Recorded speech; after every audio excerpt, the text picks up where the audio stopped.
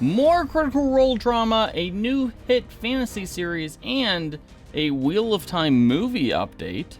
You had my curiosity, but now you have my attention. Welcome to Fantasy News Friday, our weekend news rundown. Today we're talking about the latest Critical Role episode, some big Percy Jackson reviews, and a Star Wars twist that, well, actually makes a whole lot of sense. Now remember, if you like these kinds of news rundowns, be sure to hit those like and subscribe buttons so we can keep making them. Now, on to the news. Issue number 1 is the first issue we're going to talk about. Bell's Hells try to rebuild their trust in each other even as external forces seem to push them towards ruin. In one of the final Critical Role episodes of the year, yes, we got our facts crisscrossed last episode, and there will be a new episode next week as well. It started with a fantasy version of Among Us before dealing with the issue of the Fire Titan Shard. Fearne successfully attuned to the shard, but FCG went berserk during the process and tried to kill everyone. Plus, Laudna had to fend off Delilah's influence as she made some wisdom saving throws to prevent her undead patron from taking over and making her own play for the shard. Also, Imogen mentioned earlier in the episode about potentially giving in to the pull of Ruidus, which, you may recall resulted in the near death of about half the party the last time she gave in to things.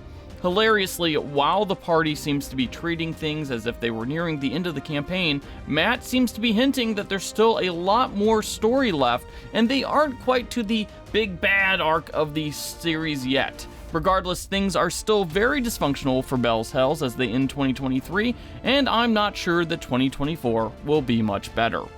This year needs to end! We're not gonna make it! Holy shit! We're not gonna make it! No! We're not gonna make it! How about some positive tabletop news to end the year? GamesWorkshop has announced that all of its employees are receiving £2,500 as part of a year-end bonus as part of that company's profit-sharing plan. The company has made a total of £94 million of profit over the last 6 months, and approximately £7.5 million of that is going back to employees. And, by pounds, we mean the English currency, not pounds of Games Workshop managers. We'll note that that year-end bonus is a 66% increase over the bonuses given out to employees last year, and 2024 could be even bigger, as Warhammer The Old World will be launching in the early part of the year. It's expected that there will be a new Age of Sigmar edition, and, there's that whole Amazon Warhammer 40k series that might start seeing some traction now that the writer and actor strikes are over. I am Iron. I am Wrath. I am Doom. Percy Jackson and the Olympians is set to launch next week, and it has gotten rave reviews from just about everyone who has seen the show. The Disney Plus show debuts on December 20th and currently has a 96% fresh rating on Rotten Tomatoes, which is pretty darn good. What's more, the first episode of the show will launch on Hulu to help promote the release. Percy Jackson is a fantastic book series that hits some of the same beats and vibes as Harry Potter, but with a much bigger and more expansive and diverse cast, and without a lot of the, baggage that comes with Harry Potter. We definitely can't wait to watch the first episode next week, and we hope that you give it a shot too. And speaking of, don't forget that comicbook.com has a post-episode podcast that will be coming out weekly during the show's release. Hold fast, brave the storm. Maybe I won't even need a sword.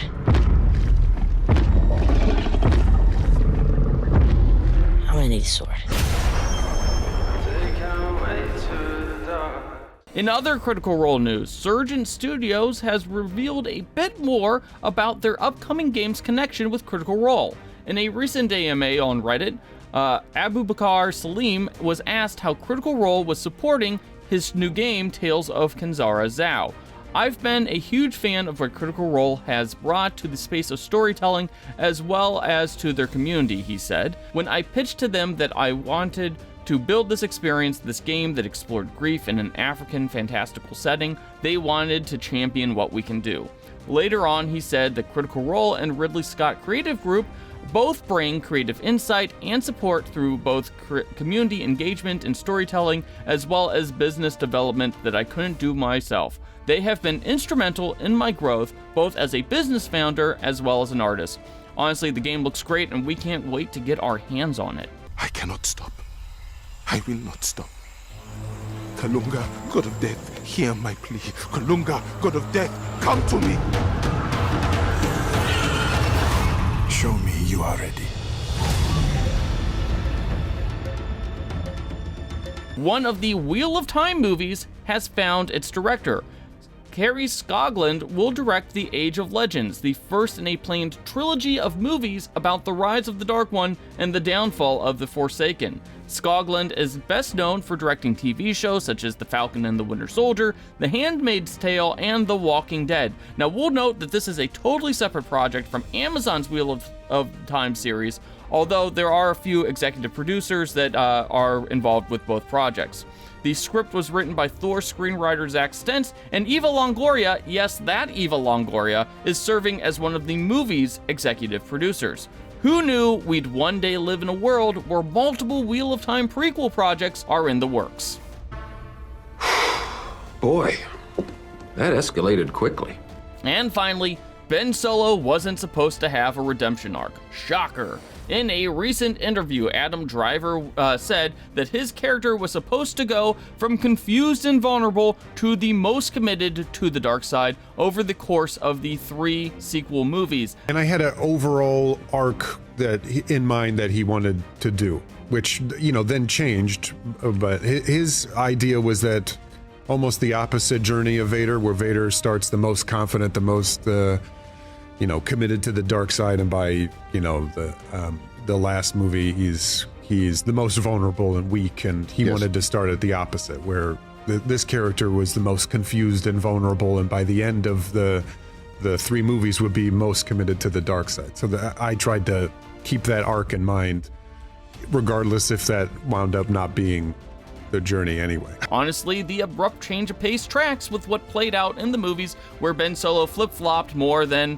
a pair of flip-flops. Honestly, I always felt that it was kind of weird that Ben Solo was suddenly a good guy in the 3rd act of the last movie after killing his dad, trying to murder Rey and her friends like a dozen times, and being a petulant weirdo for the better part of 3 films. Seriously, Kylo Ren sucked.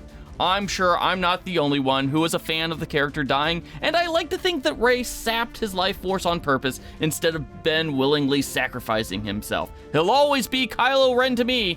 Good riddance! No, you're still holding on! Let go! And with that, that's the last bit of news we have for the week.